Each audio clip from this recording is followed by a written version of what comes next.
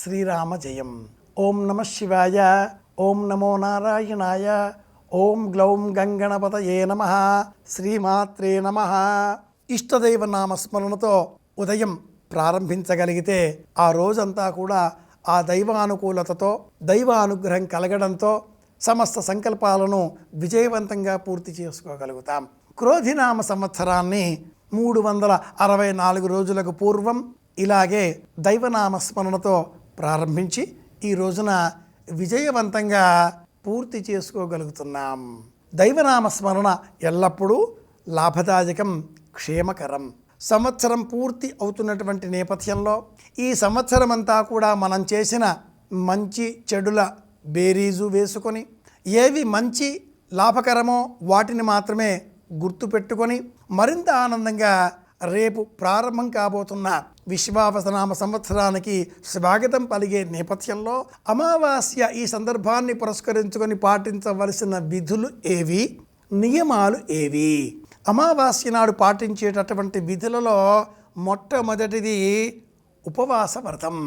తల్లి తండ్రి ఈ ఇరువురు గతించిన వారు తప్పనిసరిగా అమావాస్య తిథి నాడు రాత్రి వేళన ఏ ఆహారము తీసుకొనకూడదు, ఉపవాస వ్రతం పాటించాలి. ఏ ఆహారము అన్నప్పుడు బియ్యము లేక బియ్యం పిండితో చేసిన పదార్థాలు కాకుండా శరీర ధర్మాన్ని అనుసరించి ఇతరములను లఘువుగా స్వీకరించవచ్చు అని రెండవ ప్రమాణం. అసలు ఆహారాన్ని స్వీకరించేటటువంటి సమయాలు కొన్నింటిని ఆరోగ్య శాస్త్రం తెలియజేసి ఉన్నది. ప్రతిరోజు కూడా ఉదయం 6 నుంచి 9 గంటలు ఈ మధ్య సమయంలోనే ఆహారం స్వీకరించాలి. అలాగే సాయంత్రం 6 గంటల నుంచి 9 ఈ మధ్య సమయం అంటే 7 నుంచి 8 ఈ గంట సమయంలోనే ఆహారాన్ని స్వీకరించాలి. సూర్యాస్తమయం అయిన అనంతరం 8 గంటలు రాత్రికాలం ఆరంభం అయిన తరువాత తీసుకునే ఆహారం ఏదైనా కూడా శరీరానికి విషతుల్యం అవుతుంది అంటుంది ఆరోగ్య శాస్త్రం. ముఖ్యంగా షుగర్ కానీ, బీపీ కానీ లేక దీర్ఘకాలిక వ్యాధులు కానీ ఉన్న ఎడల మాత్రమే అలాంటి వారు ద్రవ ఆహారాన్ని స్వీకరించవచ్చును, కానీ ఘనాహారం స్వీకరించకూడదు అని ప్రమాణం. స్వీకరించే ఈ ఆహారం కూడా ఆరోగ్య సూత్రాన్ని అనుసరించి పచ్చళ్ళు, పప్పులు, కూరలు, రసం, మజ్జిగ ఈ 5 ముందుగా కఠినంగా జీర్ణం అయ్యేటటువంటి పచ్చడి, ఈ పచ్చడితో కూడుకున్న మిశ్రమ పదార్థాన్ని ముందుగా తినాలి.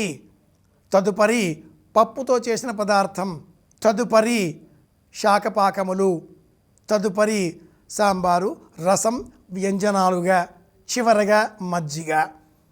మజ్జిగ కలుపుకొనకుండా అన్నాన్ని ఒకే ఒక పదార్థంతో ఎవరైతే తింటారో ఆ తినే ఆ పదార్థం రాక్షస భోజనం అంటుంది ఆయుర్వేద శాస్త్రం. తప్పనిసరిగా మజ్జిగను భోజన పదార్థాలలో ఒకటిగా మనం స్వీకరించాలి. ఇది శాస్త్ర ప్రమాణం. తక్రాంతే భోజనం యథాహ అని సూత్రం. తక్రం శక్రస్య దుర్లభం అనేటటువంటి ప్రాచీన సంస్కృత ఉపమానాన్ని కూడా పెద్దలు చెబుతూ ఉంటారు. దేవేంద్రాదులు అమృతాన్ని స్వీకరిస్తారు, కానీ అమృతం కంటే కూడా అద్భుతమైనటువంటి మజ్జిగను వారికి బ్రహ్మదేవుడు అందించలేదు, మనకు మాత్రమే అందించాడు కదా అనేటటువంటి అంతరార్థం ఇందులో దాగి ఉంది. 1 గ్లాసు పెరుగు 9 గ్లాసుల నీరు కలిపి కనీసంలో కనీసం 12 నిమిషాలు చిలికితే లభించేటటువంటి ద్రవ పదార్థం తక్రం. అది దివ్యమైన ఔషధం. అమావాస్య సంవత్సరానికి చివరి రోజు. మంచి విషయాన్ని తెలుసుకున్నాం కనుక పాటించే ప్రయత్నం చేద్దాం.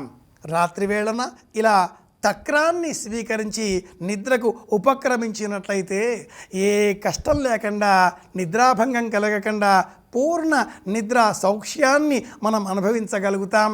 ఈ క్రోధినామ సంవత్సరాన్ని విజయవంతంగా పూర్తి చేసిన వాళ్ళము అవుతాం. చేద్దాం. ఇంతే ఆనందంతో రేపటి విశ్వావసు నామ సంవత్సరానికి కూడా స్వాగతం పలుకుదాం అని విన్నవిస్తూ శుభమస్తు. శ్రీరామ జయం.